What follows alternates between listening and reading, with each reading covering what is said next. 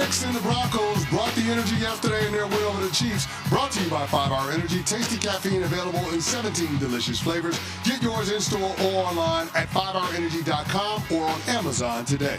We're on Sportsmanlike here on ESPN Radio. The game heard right here on ESPN Radio. Steve Levy and Harry Douglas with the call. Freddie and Harry, weekdays 3 p to 7 p Eastern here on ESPN Radio. As Denver beats Kansas City 22-19. 8 straight wins for Denver. 8 straight wins. Will Lutz with the game-winning field goal. Bo Nix 24-37, 295. And a huge play that I think may be Bo Nix defining, season-defining kind of play on a 2nd and 8, hitting Troy Franklin for 33 yards to set up the game-winning field goal. His 5th game-winning drive of the season, his being Nix in this spot. And he was awesome down the stretch. Kansas City, conversely, now 0-5 in one-score games this year. They were 11-0 a year ago in one-score games, so certainly a difference between last year and this year. They're 5-5. They're on the outside looking in of the playoffs in general. They are closer to the Raiders for last place in the AFC West than they are the Broncos for first place in the AFC West. So are we done giving the Chiefs the benefit of the doubt for this season? Well, it's the first time they've had a win percentage of 500 or worse through 10 games since 2015. They have owned the division and won it every year since 2016. Andy Reid after a bye is as good as gold, except when he's not. He fell to 27-5 following a bye week. They seem to have put themselves in a pretty precarious position in the division. Denver has taken care of business. And I'm in a tough spot here because I said last year that I didn't think that they had what it takes to go back to the Super Bowl, and then they did it. I actually did it 2 years in a row, and they proved me wrong 2 years in a row. And I'm seeing a lot of those same warning signs. And I want to say, based on what Denver has done, that it's over for them. I'm done giving them the benefit of the doubt, but they are the Kansas City Chiefs, and they usually find a way to embarrass me. Man, I'll say this, that extra point that was blocked by Harrison Bucket, that was huge. Yes. In the second half. That changed the complete complexion of the game. So because rather than Denver being down, they were able to have it tied at 19. Again, takes a little bit of the edge off, takes a little bit of the pressure off, and you saw that Broncos offense be able to operate. And they've shown a lot of poise in late game situations, late game execution, and Sean Payton deserves a tremendous amount of credit for that. But the thing that stood out to me the most in watching that game was how the reputation of the Denver Broncos pass rush impacted the game plan for Andy Reid. Think about this. Andy Reid coming into this game was 22-4 on bye weeks. He doesn't lose, but he lost this particular game. And what's interesting is with extra time to prepare, they came in with a game plan to get the ball out of Mahomes' hands as quickly as possible. Mm-hmm. Think about how counterintuitive that is. In the biggest game of your team's season, you want number 15 to get rid of the ball as fast as you possibly can. The reason why is that pass rush. Patrick Mahomes yesterday dropped back to throw. Well, he had 45 pass attempts. Over half of those pass attempts, the throw was coming out in 2.2 seconds or less. They were getting rid of the ball. You know why? Because they didn't want Jonathan Cooper and Nick Bonito and Zach Allen and John Franklin Myers to put the imprint on their game more than they already did. And trust me, those guys, they had Patrick Mahomes feeling the heat. They had 13 total quarterback pressures, 8 quarterback hits, and 3 sacks. And that doesn't tell the story of how dominant they were. This Denver Broncos team is for real, and it's because of the way that they play defense. I always say this, a dominant defense that can create field position and give your team extra possessions is a young quarterback's best friend. Yesterday's game proved that point. I'll add one more name. And as long as you guys promise not to say anything to Jeff Saturday about this, I'm announcing my prediction for Bro of the Week right now. Oh. Yes, so, every Wednesday on our show, 7 a.m. Eastern Hour, Jeff Saturday comes in, ESPN NFL analyst, former player and coach, and gives us his Bro of the Week. Somebody that, he's like, bro, I can't believe how well that guy played. Jaquan McMillan. Yeah. The defensive back for the Denver Broncos literally sprinted on a blitz towards Mahomes at one leapt towards Mahomes just to put his arms up to try to block a pass and landed on him and sacked him at one. It was unbelievable. And there were multiple versions. We just showed it on the TV side of ESPN too. There were multiple times that he came after him. So think about what CeCe's saying. Their pass rush in general is really good. Now I'm adding defensive backs to come after Mahomes, and Mahomes, who is an all-time great, can't find open receivers quickly because that's how good that Denver defense is. But now, let's talk about the Chiefs side of it. I'll get a little soapbox-ish, more than normal. As a Brady Belichick guy, I love them, and I'm biased in their favor, et cetera, et cetera. It makes people vomit. I get it. Brady and Belichick missed the playoffs once in Tom Brady's first season as a full-time starter. Okay, that was after winning the Super Bowl, before winning 2. And then they missed the playoffs when he got hurt. If this team misses the playoffs this year, I don't want to hear the comps to Brady and Belichick anymore. This is too deep into this run to miss the playoffs. It's just too deep. CeCe, last year, going into the Super Bowl, said, I can't believe I'm doing this, but they have a path. I said, path for what? Because if they win 3 in a row, we got to take this duo over Brady and Belichick. Yeah. Since that moment, think about what's happened. They got destroyed in the Super Bowl. I'm not blaming CeCe, but since that moment, they got destroyed in the Super Bowl. BTA. They're now 5-5 in the season. Yes, there are 4. When we went through the schedule last week, go back on the podcast and listen to Friday's show. CeCe went through and said, I got 4 wins and I'm just giving them. Well, that only puts them at 9. That only puts them at 9 wins. That means you got to find more wins. And this team, despite their enormous point differential in their favor, 3rd best in the AFC, I believe, for Kansas City, they're losing close games. They don't look dominant on offense. And Denver is significantly better. They may not make the playoffs. If they don't make the playoffs this year, I do not want to hear about this Chiefs dynasty in the same sentence as the Patriots dynasty. This is too deep into it to miss the playoffs. When, oh, by the way, there are more playoff teams now than when New England was in the playoffs. And when that version of New England, excuse me. The main characters are healthy. The main character, to our knowledge, the main characters are healthy. To our knowledge. Mahomes is playing every week. Chris Jones is playing every week. Travis Kelce's playing every single week. So at some point, do we now have to look at Reed and Mahomes and say, let's stop talking about everything else, even though it's there? And what's wrong with those two? Why are they not able to figure this out together? Because we know they're all-time greats. At some point, do we need to look at the main characters in question? Well, yeah. I mean, listen, if you have head coach and quarterback right, that covers up a lot of problems. And so anytime the Chiefs struggle, especially in the way that they have this year and being so uneven, we have to pin some of it on Andy Reid and Patrick Mahomes. If we're going to give them all the credit for all of the winning, they got to get a lot of the blame for all of the losing, too. And yesterday, what Chris Jones said post-game is case in point. The fact that he felt like the Denver Broncos knew exactly what was coming on the critical plays in the game, most notably the 3rd and 15 that Bo Nix was able to convert on a pass to Mims for a first down.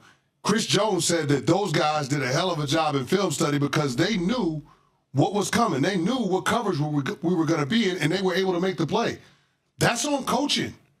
When your guys on defense feel like the other team's offense knows exactly what they're going to do and when they're going to do it, you got to pin that on coaching. That's Andy Reid. That's Steve Spagnuolo. Yeah. So we give those guys a ton of credit. We give them all the kudos. We give them all the flowers when the Chiefs are rolling.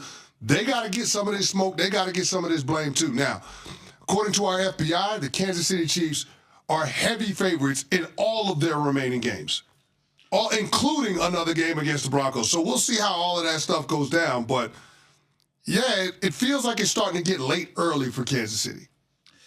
Favorite in all the games, yet when you went through it, you were willing to give them 4 and not all of them. I'm not giving them the benefit of the doubt anymore, period. I'm not giving them the benefit. Like, they got a home game against the Indianapolis Colts. I'm not giving them... Today on Chiefs Kingdom Report, we need to talk. Not to panic, not to point fingers, not to pretend this season hasn't been a roller coaster, but to confront reality the way true fans do. Head on, with passion, with accountability, and with belief in this franchise. The Kansas City Chiefs just dropped another close game, this time a 22-19 loss to the Denver Broncos, and the entire NFL media world exploded the moment the final whistle blew. Pat McAfee summed up what every analyst, every fan, and every rival is now wondering. What the hell is going on in Kansas City? And that question, fair or not, has become the headline of the week. But before we let that narrative take control, we need to understand the full picture. Because yes, this loss hurts. Yes, the Chiefs are now 5-5. Yes, the team that once thrived in late-game chaos suddenly looks human in crunch time. But buried inside this messy season is something bigger, something the league is ignoring, and something that still gives this team a path forward. Today, we dig into that. Let's start with the brutal reality. Last season, Kansas City was the gold standard of tight finishes. The Chiefs went 12-0 in one-score games in 2024, including the playoffs. 12 straight wins in games decided by a single possession. It was so dominant, so consistent, that critics accused the NFL of tilting games their way. They said the refs were helping the Chiefs. They said Mahomes was untouchable. They said Kansas City always got the bounce. But in 2025, the script has flipped entirely. The Chiefs are now 0-5 in one-score games. Every close contest they've played has slipped through their fingers. Week 1 versus the Chargers, Week 2 versus the Eagles, Week 5 versus the Jaguars, Week 9 versus the Bills, and now Week 12 versus Denver. 5 winnable games, 5 losses. And for the first time since 2015, the Chiefs are sitting at .500 through 10 games. The numbers are painful, but the story behind the numbers is what matters. Against Denver, it wasn't the Broncos doing something mystical. It wasn't some once-in-a-lifetime performance. It was Kansas City failing to finish drives, failing to protect Mahomes in key moments, failing to convert third downs, and failing to maintain rhythm long enough to control the game. Even Pat Mahomes, the magician, admitted it post-game. We haven't been consistent enough to win games. It starts with me. Those words matter. He didn't blame receivers. He didn't blame coaching. He blamed himself. That's leadership, that's ownership, and that's the mentality that has made him the face of the league. And then there's the moment everyone is talking about, the final drive. 4 minutes left, ball in Mahomes' hands. The same situation he has turned into heartbreak for other franchises for 6 straight years. Chiefs fans leaned forward, the entire stadium held its breath, and the NFL world waited for another chapter of Mahomes' magic. But this time, nothing, not a single yard gained. On the final play, Jaquan McMillian came flying in untouched off a nickel blitz, dropping Mahomes for a loss and ending the game. It was the 7th time this year that Kansas City has been outplayed in the clutch. The media took that moment and ran with it. Pat McAfee, Skip Bayless, Ryan Clark, everyone across ESPN and NFL Network echoed the same message. Kansas City is broken, Patrick Mahomes isn't himself, Andy Reid doesn't have answers, and the dynasty might be collapsing. But here's what they aren't saying. Here's what the national conversation is missing. This team is still built for late-season football. They still have the best quarterback on earth. They still have a coaching staff that has proven time and time again that they can fix problems as the year progresses. And the defense, despite fatigue and injuries, remains one of the league's most efficient units in yards allowed per drive, red zone defense, and turnovers forced. The margins are thin, the execution is off, but the framework, the culture, the identity is still here. Look at the analytics. ESPN gives the Chiefs only a 10% chance to win the AFC West, but they still give Kansas City playoff odds above 45%. Football Outsiders projects the Chiefs as one of the top 5 defenses in the NFL. Pro Football Focus ranked the offensive line's pass blocking as significantly improved over the last 3 weeks. And NFL Next Gen Stats shows that despite the offensive struggles, Kansas City still leads the league in explosive pass attempts over the last month. This proves something important. The Chiefs aren't getting dominated. They're not getting blown out. They're not uncompetitive. They are simply losing the small details, the timing, the spacing, the protection calls, the situational adjustments that turn close games into wins. That is fixable. More importantly, the AFC playoff picture is wide open. Buffalo is inconsistent. The Chargers are collapsing. The Jets are dysfunctional. The Browns are unpredictable. And the AFC South is a toss-up every week. If the Chiefs win the games they are supposed to win, which the analytics say they are favored to do, this season can still turn sharply upward. Let's also remember this. In 2021, the Chiefs started 3-7. Everyone said the dynasty was over. They finished the season 1 drive away from the Super Bowl.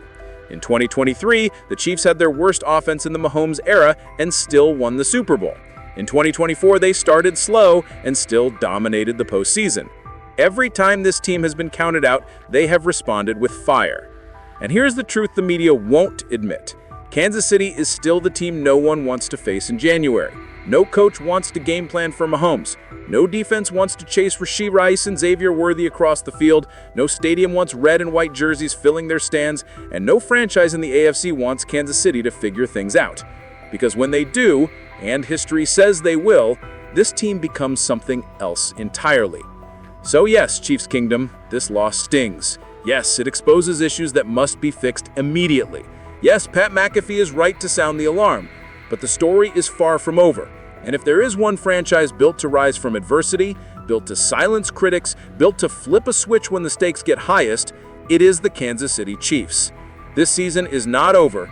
The AFC West is not off the table. The playoffs are still within reach. And as long as number 15 takes the field, this franchise will never be counted out. Now I want to hear from you. Is this just a mid-season slump, or are the Chiefs facing something deeper? Do you still believe Mahomes and Reed can turn this around? Drop your thoughts in the comments, hit that like button, and subscribe to Chiefs Kingdom Report for more daily breakdowns, reactions, and everything Chiefs Kingdom. The season isn't over, and neither are we.